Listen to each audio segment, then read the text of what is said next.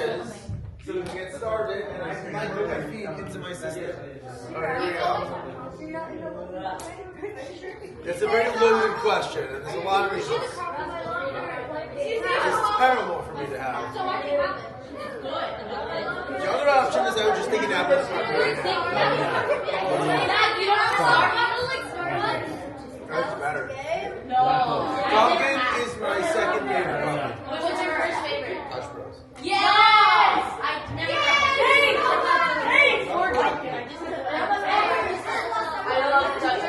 This is the last time you have me this year. That's right. And if you're in 8th grade, I'm sorry. That's it. End of the road for us. I'll be back here next year, but we have a 3-year cycle. Yes, I reuse these. I did this one 3 years ago right here. It might have been in the others. Do you do it every 3 years? I pretty much do it every 3 years. The cycle's not exact. Yeah. 3 years. I've done some new ones this year, but mostly I've been. Yeah, the one that we do. All right, here we go. This is going to be a little bit complicated here. But I'd like to introduce you to a really one of my favorite topics to discuss with you guys. A great way to end the year, and a great way to walk kind of into Shavuos. And that is called contents under pressure. Right? So everyone knows, of course, right? What is the one thing that you should never ever do with a soda can? Shake it. Shaking it is half a problem. After you shake it, right? Opening it.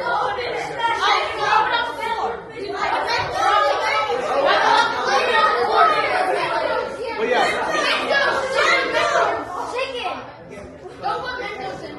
I was going to say, I don't know what you think of this. I was going to say the one thing you should never do with a soda can is place it underneath the hoof of your pet buffalo. Like, I don't know why. Morning or As one casually does, thank you.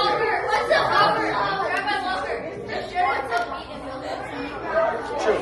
Yeah, I'm going to start with this question, guys. Here we go. How many Jews does it take to change a light bulb? Does anyone have any intelligent answers? And by intelligent, I mean distinctly unintelligent. Yes. One. Okay. Do you have a reason? Yeah, because one person made a difference. Probably one. Oh yeah, at least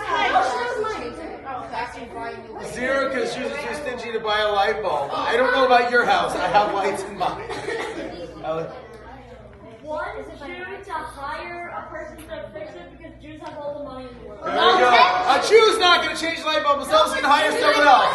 That's actually one of the better ones. At least 10 because we're short. We got to stand each other's shoulders like it, Joe. 0. You just got our Shabbos. You just got what? Get the Shabbos. Get the Shabbos guy. Okay. Yep. Question. That's no test. Okay, you need a minion? Okay, here's good answers. Why do you need a minion? One good shoes are cheap. Okay, there we go. Okay. By the way, I just want to point out here how funny it is. Right? You talk. This is not today's topic. About how anti-Semitism works.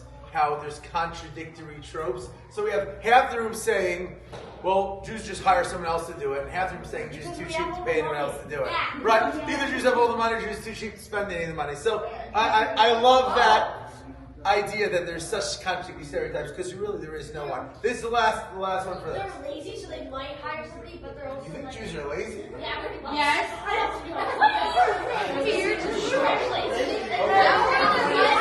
One option. You want to change it to 2 kosher witnesses? Okay, how about this one? None, use a capital. Focus. That's usually the right answer.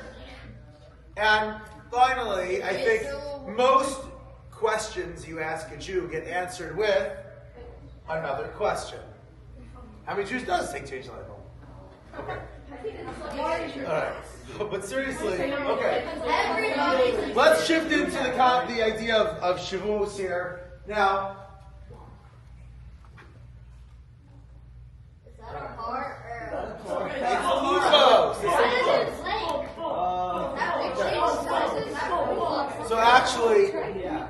actually, I'd like to ask you, right? God offers, right, 3,300 and change years ago, God offers the Torah to the Jewish people, and we accept it. Why do we accept the Torah? Because we don't want to get into slavery and we need Hashem to defend us. You need Hashem to defend us. Okay, so, wow, so that's a very pragmatic, transactional approach, and there's truth to that. We want Hashem's protection. Hashem promises to accept Torah to give us protection. There's truth to that, yes? I'm looking for something a little more exciting. Because they put a mountain over your back. We believe that Hashem was like the God that can help us with a lot of stuff if we worship Him. Okay, the bread is buttered on the side of accepting the Torah. Okay? Nice glasses, isn't like, it? Yeah, they are. God was like, okay, if you guys don't accept this, I'm going to drop this mountain on you, put a mountain over them. They're not exactly the same. I'm going to drop this mountain on you. Okay, because God's like, I'm going to drop a mountain on you. We will get there. We will get there, yeah. Because they wanted all benefits on it. They wanted to be special. Like health insurance? Yeah. Okay. Yeah. Oh, and I want to be close to Hashem. I like that answer, yeah. they finally realized that they're the chosen nation. They realize how great they were the chosen nation. Okay, last one for now. You can't take everyone on every question. Ellie and I. It's a good workout.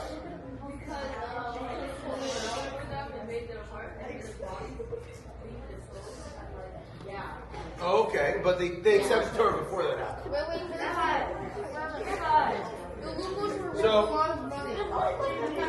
So for some reason, again, I don't know why, it always reverses the text. No. But we accepted the Torah, right? It was not coerced, not even close to coerced. It was very, very willingly. And as I say, it was legendarily. Right? But basically, Moshe asked, do you want the Torah? And he said, Kol asher dibra Hashem na'aseh v'nishma. Everything is, it says na'aseh v'nishma. You all know na'aseh v'nishma. It's very famous. And it's like, whoa, we'll do and then we'll listen, which means we're so committed to doing it that even before we know the details, we're bought in, right? Now, generally speaking, it's not such a good idea. Why is it usually not a good idea? Because then you'll miss the entire test and you'll have to do it again. That's a lot of time. Okay, I'm gonna give you some guidance for life, ladies and gentlemen.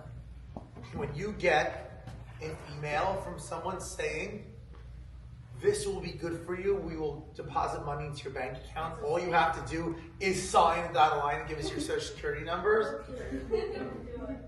Forward it to someone you don't like. Right? No. Don't do it. Right? Do it. Generally speaking, signing deals and making agreements that you don't know the details to is not a good idea. What's the exception to that rule? What is a bad idea? Well, that would not be an exception. That would be when you should follow the rule. What would be a good exception to the rule, Robert? When it's someone you really trust. If it's someone you really trust, you don't ask, right? This is the divine right? Because that's offensive. I wouldn't trust them even more. Because they were trying to get. Listen, I'm not going to make judgments about your family. I'm just saying, hopefully everyone's at the point where if your parents say, sign this, you trust them. I hope so. I hope so. I'm going to read it. I love the backwards. Okay, so, want to buy a bridge? A what? Does it quack? By the way, guys, this is just for you. Of course, I wanted to put in an image of an Arizona landmark, so the London Bridge. You do all know London Bridge is in Arizona, right?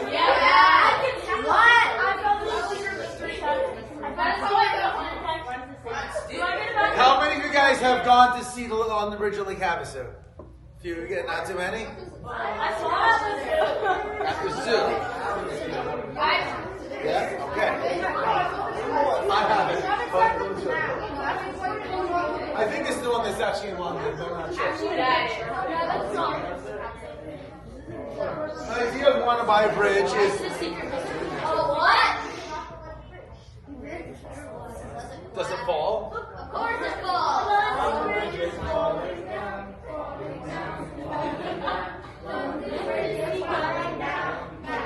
I didn't know we were going to have a comes this, but wow. We're making up for it now.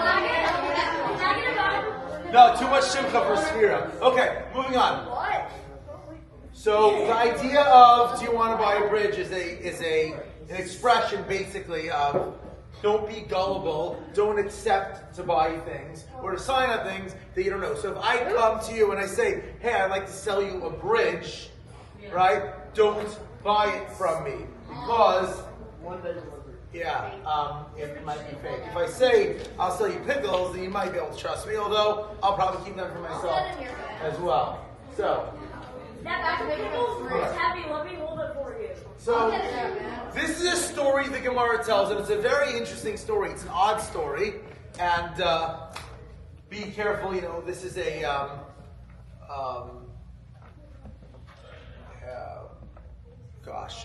listener advisory. The next slide provides a little bit of violence and gore, so please.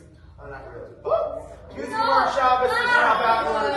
But, yes. Gemara Shabbos relates a very odd story. There was in Abikores a min. There's someone who didn't believe in the Torah who went ahead and he finds Rava. Okay, Rava, any of you guys have learned any Gemara, you learn a lot of Rava. Rava's on almost every page of the Gemara. Rava's the name of the rabbi. His name was Rava, which basically means rabbi. Not to be confused with Rav, who basically means rabbi, or Rava, which basically means rabbi, or Rebbe, who basically means rabbi. They're all different people. Anyway, so Rava is there, he's studying Torah. And what happens is, he was immersed in his studying halacha, and I don't really get the imagery here, but let's try to figure it out. He was somehow, his fingers were beneath his leg and he was squeezing them. I don't know if they were like under a chair. Somehow his fingers were like squished the way he was sitting. Again, I didn't get the picture version of the Gemara, okay? I didn't get the Dr. Zeus version. Maybe, yeah. I sat on my thumbs, they don't bleed, but apparently in this case, his fingers were beneath his leg and he was squeezing them and his fingers were spurting blood. Right? All the guys are like, cool, and it was like, ugh. Okay, but Rava didn't notice because he was so engrossed in his learning, right? He was so into it. You guys might be able to relate if you're like so into a video game or a show that you like or a conversation with friends, right? That you're actually like, you're bleeding and you don't notice it, right? That can happen. So Rav is so engrossed in Torah learning that he's bleeding and he doesn't even notice. But it sounds like he wasn't just like bleeding a little bit, he's spurting blood. Okay, there's like, it's like spraying all over. It reminds me one of my most traumatic moments in my life, which had long-lasting psychological effects on me. So I went to the emergency room. I was in high school, I was probably 11th or 12th grade. And I went to the emergency room because I had something weird with my face. I know it sounds funny, it's like a setup for a joke. It's not. There was something weird with my face, like my lip was drooping. Turns out, like long story short, it turns out it's a viral condition called Bell's palsy, and it happens and it goes away by itself after a few weeks. So my lip looked like a reverse Elvis lip for like a few weeks. And then it was fine, there's no treatment. But they were sure that it might be Lyme disease, they did all kinds of tests. Anyway, I'm in the emergency room, doing all kinds of tests on me. And finally they're like, oh, we're basically done, you can get dressed again. So I get dressed again, I was wearing a new pair of pants and a new shirt. And I was like, okay, fine, I put it back on. They're like, you know what, let's just do one more blood test.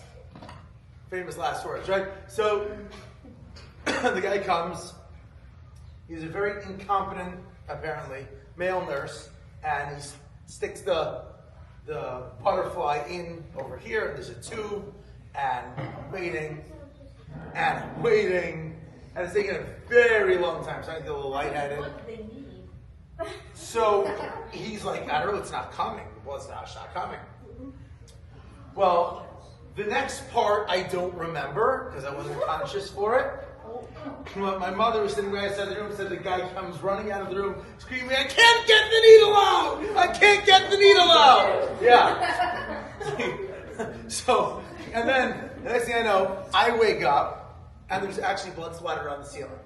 And of course all over my new pants. I know. Yeah. Now, in terms of long-lasting psychological damage, okay, I, fast forward a number of years, was the sandik out of bris. Okay? Holding the baby. And I passed out while holding the baby out of bris. That is my hero moment. I know. How was that? Okay. No. Baby did not fall. Thank God. The baby, the baby's okay. It was almost done. And before I passed out, I told them all, take the baby. And he did, and then I passed out, and then he drove me home, and I proceeded to throw up in his car. Anyway, we're moving on to less embarrassing moments. Why do I volunteer these things? Okay. Did they give you back your blood? That's the most random. That is stealing. What? Walking out, here's a Ziploc. Like, How are you gonna put it back? You're just chugging down. you're like little kids with like a tooth necklace, so like a little blood drop. Okay, guys, we're gonna refocus. Welcome. You guys 5th graders? Okay, awesome. Welcome here. You guys just messed up my 3-year rotation. All right, so now. All right, so I'm going to bring you back in. I'm going to review what we started now because we haven't done that much intelligent conversation yet. We've just been telling jokes. We like to sandwich like 10 minutes of intelligent conversation between all the jokes. So we're going to refocus in on what we have here. Right now, we know that the Jewish people accepted the Torah blindly without knowing what was in it, and they did it very voluntarily. We know that normally it's not a good idea to sign agreements without knowing all the details. And we find that Rava was so engrossed in his learning Torah that blood is like spilling out of his fingers and he doesn't even notice it. So this guy who doesn't believe in the Torah looks to Rav and he says, you are part of, the Aramaic is Alma Paziza, an impulsive nation. You Jews, you're a bunch of impulsive people. Your mouths always come before your brains. Meaning, just like when you accepted the Torah, you said we'll accept it before you knew what was in it. Right now, Rava, you're also doing something very impulsive and unintelligent. You're not thinking, you're bleeding, and you're not using your brain. You gotta use your brain. And that was his thing. So, my challenge is, this guy has a really good point. Isn't it impulsive and irresponsible of us to have accepted the Torah without knowing what was in it? But it's their father. They should have Very good. But it wasn't his fault before they accepted the Torah. They didn't even know who he was. That's not true. He saved us from Mitzrayim. He did all the Makos. Avram, Yitzchak, and Yaakov. Yeah. Okay. So no, you're right, and that's an excellent point. As we said, there's a tremendous amount of love and trust. So, why do the Jewish people accept the Torah? Number one is because it's an irrational love. Now, I've had this question for a long time, and I think we can come back. How many of you guys, and again, it's not a halacha, you don't have to do this, I'm just curious, how many of you guys sometimes have or are planning on this year staying up all night Shavuot? Learn. Okay, most of you guys. Wow. I'm already starting my caffeine for it. So most of you guys stay up all night learning Shavuos. Now, learning Torah obviously every second. So let me ask you something. Let me ask you guys something. Does it really, like, I want you to think about, there's usually about 4 hours of potential learning Shavuos night, usually 4 hours of classes and stuff. You stay up Shavuos night. In the 4 hours of learning, you guys are kids, and maybe some of your exceptions, probably you're going to end up learning like 45 minutes of that time if you're lucky. You're going to end up having a lot of cheesecake. You're going to end up being grouchy grumps for the next 2 weeks, right? You're going to get sick. You're going to miss lunch, right? Why is it logical? You're not going to daven like I mentioned. You're going to fall asleep during davening if you even stay up for davening at all.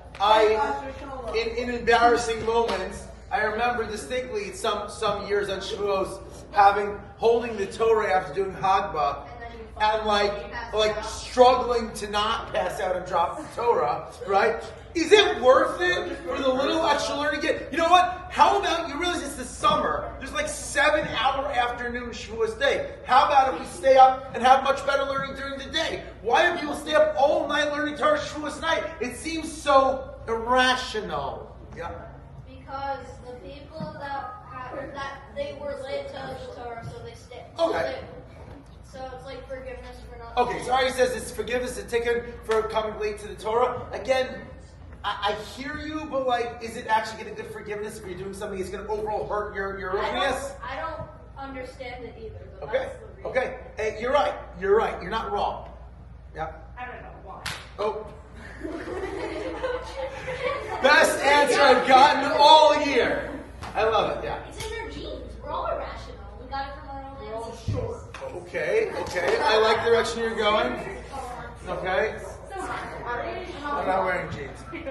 Oh yeah. Because it's fun to stay up all night. Someone's been to Camp Nagila, I can tell. Yes. What you got it. Yeah. Because after you pass out, you feel better. Okay, let's see if we can get some meaningful answers. If you were in the afternoon, you're really just counting the minutes until you get you have this versus. Okay, Robert. Unfortunately, most people don't.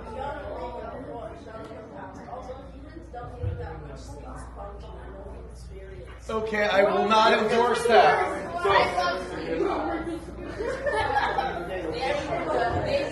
Guys, listen to everyone's ideas. Maybe we're making up for the fact that we might have not worked as much for that's needed.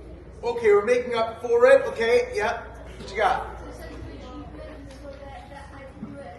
Ooh, it's a sense of achievement because you did something crazy. You did something big, a big gesture. I like that answer. Yeah. It's just what we do.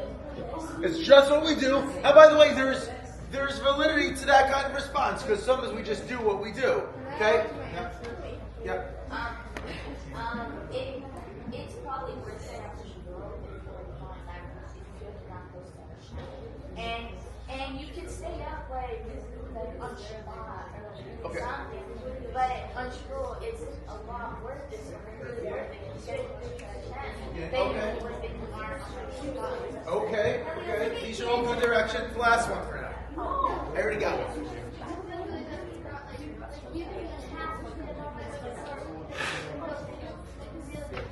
Oh, okay, good. That's kind of the same as what's your name?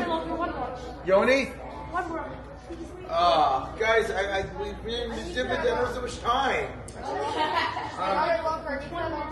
Fine, I'll get a couple more. You have, because I haven't heard from you yet today. Yeah.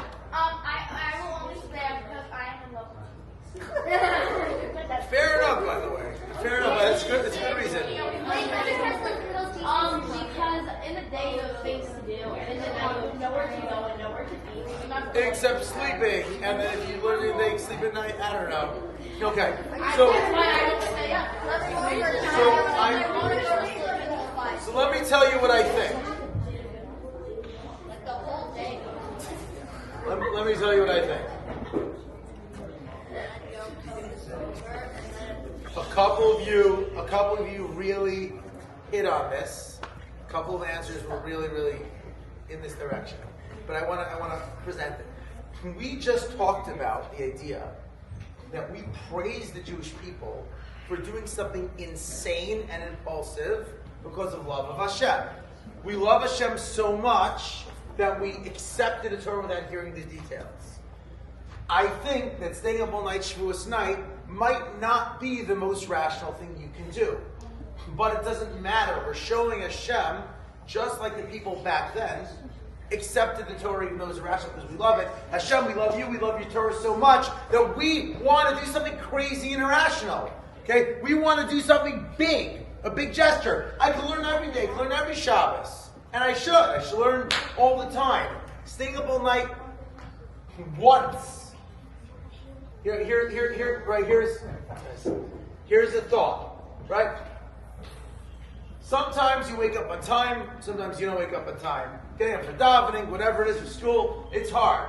When you have like a flight early in the morning, everyone's like, I'm going to set 4 alarms, I'm going to make sure to get up. you're never late, right? This morning I got up at 4:40 in the morning so I can get on a plane to get here. Okay? I don't always have such an easy time getting up in the morning, but when it comes to making a flight, I make sure to do it. The fact that if you really love Torah, if you're really excited about Torah, then once in a while you should be able to stay up all night for it. It's like if you have a really exciting project or something you're working on or something that you're really excited about doing, you might stay up really late for it. But if you have homework and you don't really want to do your homework, you're probably not going to stay up really late for it, right? So the idea is we're supposed to show ourselves and teach ourselves and train ourselves. We love the Torah so much that we're willing to do crazy things for it. Okay, not too crazy, by the way. I just want to put things in perspective. But staying up all night, and also, by the way, I also want to be very clear. There is no halacha that says you have to stay up all night. If you think you're going to get sick, please don't stay up all night. If you think you're going to be nasty to other people, don't stay up all night. If you think you're not going to daven like a mensch, probably shouldn't stay up all night. Again, I just want to be clear. There is a minhag to stay up all night learning Torah because of this beauty, but you should only do it if it's right for you. Now, I'm going to move on here to another great historical figure. That does not look like a historical figure. Oh, so that's not a historical figure. Sometimes you just got to do something crazy, something insane, something irrational, and irresponsible for what? Okay, fine. Now, this is a famous historical figure. Have any of you guys ever heard of Donkey Kong? Yeah. Well, here's the important thing. How do you pronounce this word? Donkey Kong. It's pronounced with a U. It's pronounced with a U. You're a Midwesterner. You pronounce it wrong for sure. Donkey, yeah, terrible. Yeah, your donkey can go hang out with your monkey. Don't you make it horrible? So. Look, it's a pretty thing. Alright, so what is the basic premise of Donkey Kong? Of Donkey Kong? So, Mario has to get the princess Mario out of Yeah. He actually is not Mario. He looks like Mario. He's Jumpman. Yes, thank you. Very good. Jumpman's Mario.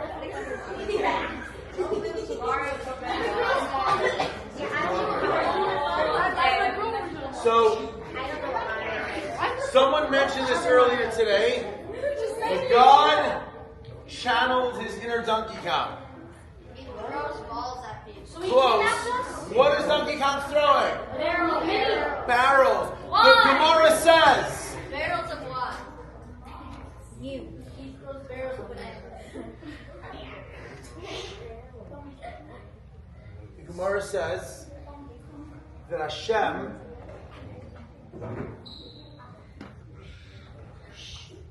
held the mountain over us like a barrel. Those are the words of the Gemara. Hashem's holding a barrel over our heads like Donkey Kong. And he says, he lifted it up over our heads, whether it's literal or not literal. The Joshua were tricky. It's not today's topic. He holds up like a big cup of coffee or a barrel of coffee over their heads. And he says, accept the Torah, because if you don't accept it, this will be your burial place. Those are the words of the Gemara. Now, it doesn't. Why would he do that? So, I love that question. Gedaliah's question is amazing. Listen to this. The Jewish people literally just said, yes, we'll take the Torah. And right, imagine Hashem's like, do you want the Torah? Like, yes, we want it. It's like, well, you better take it or else I'm going to kill you. What? Who does that? Why would he do that? So I'm going to give you another example, and I apologize. I made this 3 years ago when things were different in the kosher stores of Las Vegas. So I hope this next slide doesn't trigger you. And no, there are not actually Krispy Kreme donuts today because there are no longer any kosher donuts in Las Vegas. Even the kosher donuts stopping kosher. It was kosher for like 2 months. So if I ask you, if I ask you, would you like a Krispy Kreme donut? Yeah. And you say, yes. No. Would I then say, well, you better take it or else I'm going to pound you into the dust? Like, it seems so hard to understand. But they accepted it happily. Yeah, but you want They them were to show that thrilled. you're serious. not only happily the accepted is discussed in such an epic, irrational method of love, right? Imagine someone goes over. Can you change the slide? He wants them to. By the way, every moment that you look at a picture of donuts and you don't eat them, you burn more calories. Which is why, if I want to lose weight, a little bit of weight, I buy a donut and don't eat it. If I want to lose a lot of weight, I buy a dozen donuts and don't eat it. Okay? That's math. It's just math. Okay. I just want to present it like this. Imagine, right? Someone comes over to you, right? Someone comes over and says, hands you flowers. I love you so much. Please marry me. And you're like, you better marry me or else. Like, it sounds dysfunctional. Why do we do it? There's such an epic love between Jewish people and Hashem. Why do you do it? Because he wants them to appear and not think of it as like a gift. It was a gift. It wasn't. It was a gift. He wants them to fear it. Why? Here, take Why does he want them to fear it? What's the benefit of fear in this case? What's the benefit of fear? Yep.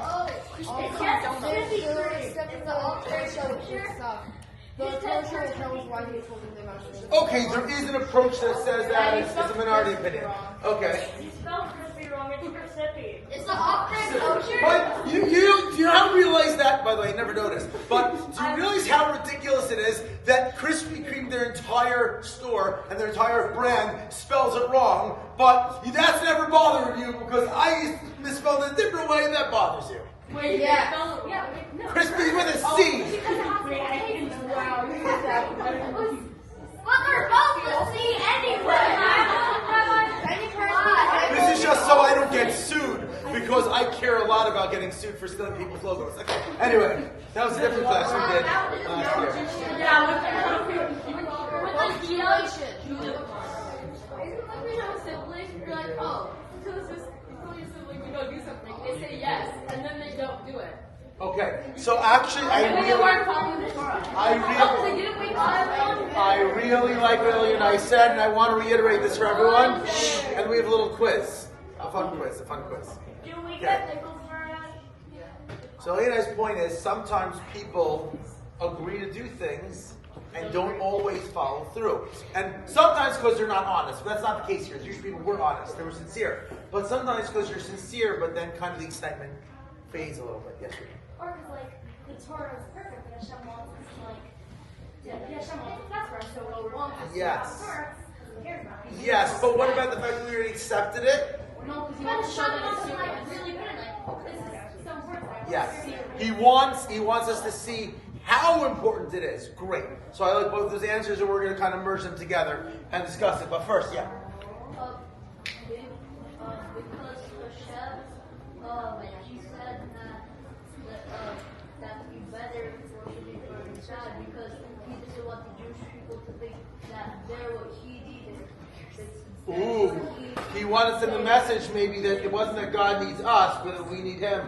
Okay, I like that. Ellie? Over example, I have an answer. It was like it was so that they couldn't take it for granted. So it invoked fear in them that if they did start like disrespecting it, they would be killed. Have you ever heard of a scenario? So can you bring the mountain here?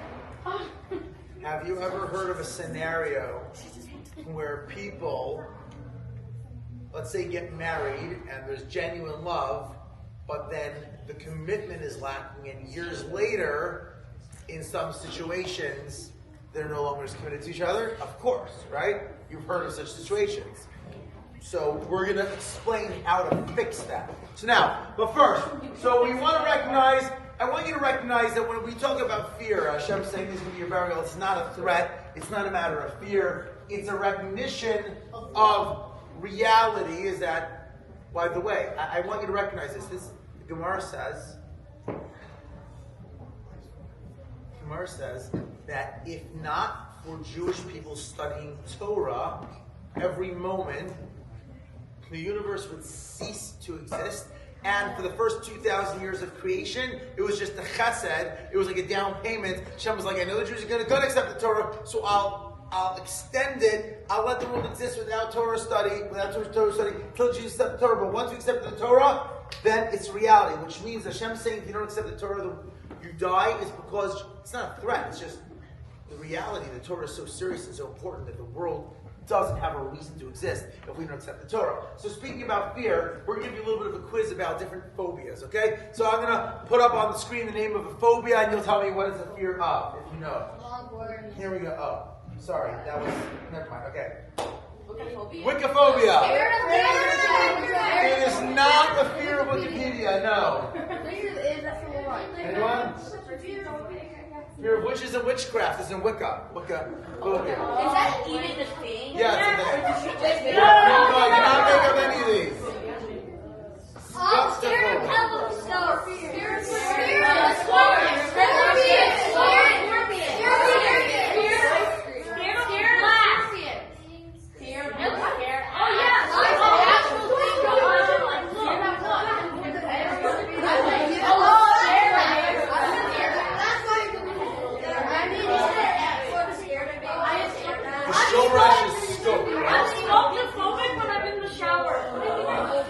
Porphyrophobia.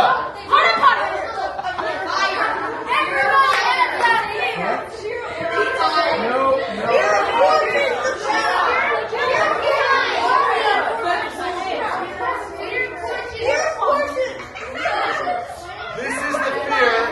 Of poor people. This is the fun one. Fear of the color purple. It's real. I've never met a woman who's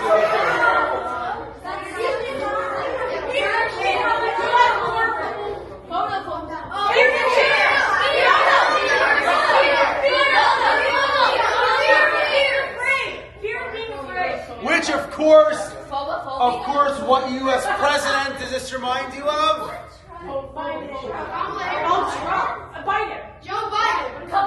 Nothing to fear but fear itself? No U.S. FDR. Franklin Delano Roosevelt. Yeah, you have nothing to fear but fear itself. It is an inaugural address. All right. 1936, I think. All right.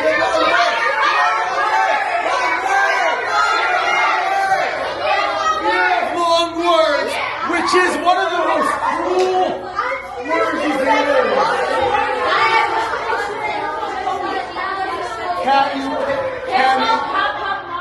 Can you picture the person taking a visit to their psychologist? The psychologist telling them the diagnosis?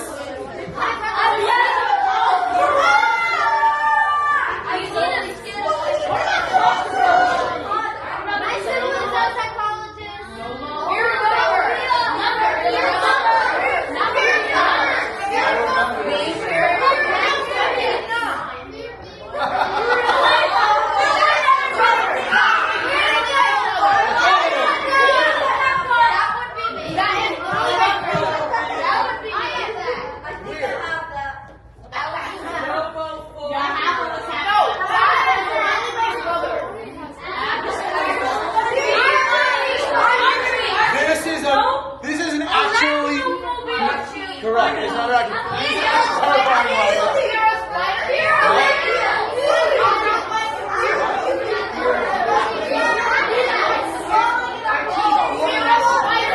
One of my favorite ones. Ready?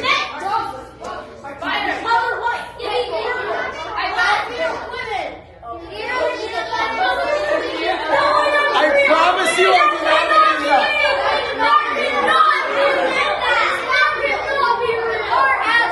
I did not make these up.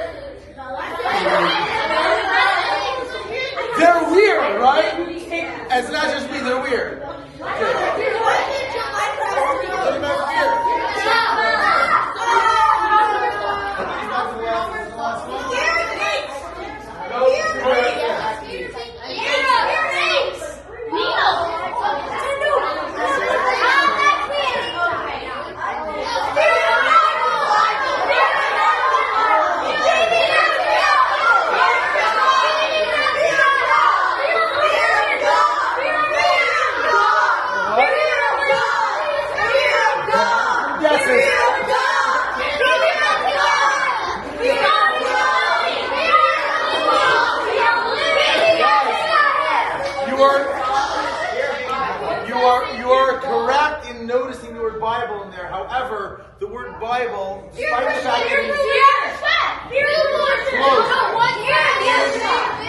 in modern, guys, in modern English, it's meant to refer to the Torah, but actually the word just means books.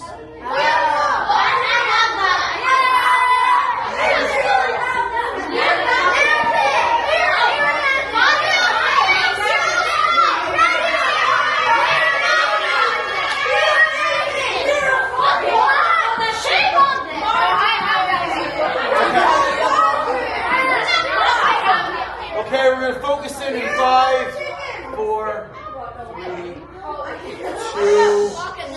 1. Guys, we're actually going to be wrapping this up very shortly. We have about 5 minutes left, so I want to make sure to get my last few points in very well. Rabbi Zaka, I don't know. There should have been, I told the office, there should have been a delivery made to the office. So I don't know if someone's able to check. You're already here.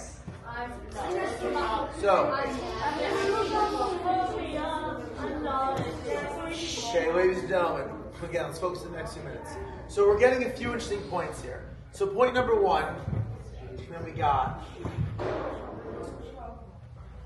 Point number 1 that we got is that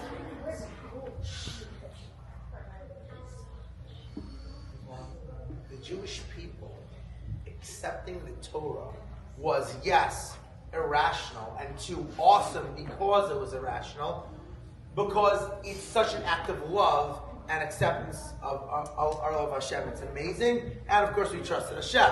Because of that, one of my theories is that we go ahead and stay up all night Shavuos night in kind of a nod to that we do things that are rational for love of Hashem. Number 2 was that we asked the question, if we loved Hashem and the Torah so much and we accepted it willingly, why would Hashem threaten us, or why would He give us this serious speech? And we had some beautiful ideas, and you're right in that. I'll tell you what happens. Love is an emotion. An emotion tends to fade. Emotions start very strong, and then they can fade. You get very excited about something, and then you lose the excitement. So yes, the Jewish people at that moment did not need any threats at all. They did not need any fear at all. There's no point in fear because they accepted it. However, what's going to happen 100 years down the road? 2,000 years, 3,000 years, 5,000 years down the road. Well, it's been 3,000 years, Mashiach's not here yet. So now, do we have the same level of love of Hashem and trust that the Jews in the desert had? Of course not. So what is going to keep the Jews going and sticking to the Torah, which is so important, if we're no longer feeling the love at that moment? Because times are tough. That's when you need the structure and the reality. And this is, in general, 2 things that are called Avas Hashem and Yiras Hashem. Now again, Yiras Hashem does not necessarily mean fear that we're afraid of God. What it means is that we realize how important the gravity of listening to Hashem is. Because Hashem is, as we recognize, right, Avinu Malkeinu, our Father and our King. He loves us, and He is our boss. He's the one who we're obligated to listen to. So, in summation, guys, let's all focus in for the last minute or 2. Let's all be present and get this, because we're getting to Kabbalah Torah in, I don't know, about 25 days, right? Just about 25 days. And when we get to Kabbalah Torah, the idea is for us to really recognize, try not to be distracted by the dead fish. Please don't be distracted by the dead fish. Okay, we need to finish this up for another minute. Sorry. That's right. If I brought live fish, that would be distracting.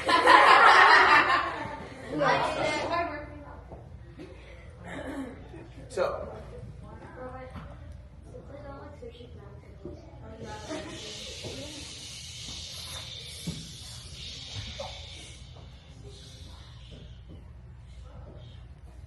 as we get to Kabbalah's Torah, we get to Shavuos, right? We know that every Jewish holiday is not just meant to celebrate something that happened in the past. It brings an energy into that holiday to do the same thing. So, for example, on Pesach, we have an energy where we can connect to understanding how great Hashem is because of how we did the Magos. On Sukkot, we can develop our trust in Hashem. Shavuos, okay, we have as an extra energy in the world of us connecting to Torah more. How do we do it? These two angles. Number one is recognizing God is awesome, and He loves us, and He cares about us, and He gave us the greatest gift. And I kid you not, like there is nothing on the planet that will enrich your life and make you happier, give you more meaningful life, happiness, relationships, everything than understanding and living by the Torah. That's true. Number two is recognizing the Yiras Hashem, which means the Torah is serious. The Torah is really important, not just because Hashem loves us, but because not following the Torah can have really disastrous effects on our lives. Again, not because God's going to send lightning down to strike us.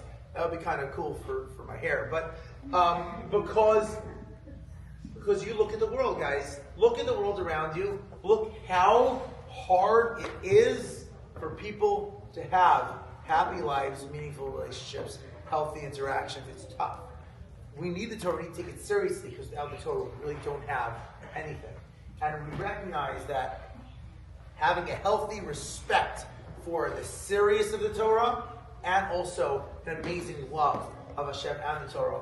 If we think about that over the next 25 days as we get to Shavuos and Kabbalas Torah, that will have a huge, huge impact on how your Torah for the next year is going to go. How your learning Torah for the next year is going to go. And something to think about, a couple of announcements before we go, and we'll let your teachers be in charge of exactly how and where we're going to distribute the sushi. But number one is, I hope you guys will have an amazing, amazing, wonderful summer. And it's been an awesome year. And I'll see you guys, most of you guys in the fall. Number two is, I want to thank the school.